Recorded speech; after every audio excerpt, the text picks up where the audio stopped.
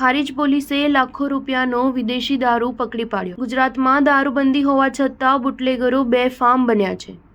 શહેર તેમજ તાલુકામાં દારૂબંધીને લઈ પીઆઈ નીરવ શાહ એક્શન મોડમાં છે। હારીજ પોલીસ સ્ટેશનના પીઆઈ નીરવ શાહ અને સ્ટાફ દ્વારા મોડી રાત્રે લાખો રૂપિયાનો વિદેશી દારૂ પકડી પાડ્યો હતો। હારીજ તાલુકાના રોડથી સુદર્શન માર્ગ પરથી મોડી રાત્રે વિદેશી દારૂ ભરેલી ગાડી હારીજ પોલીસે પકડી પાડી હતી।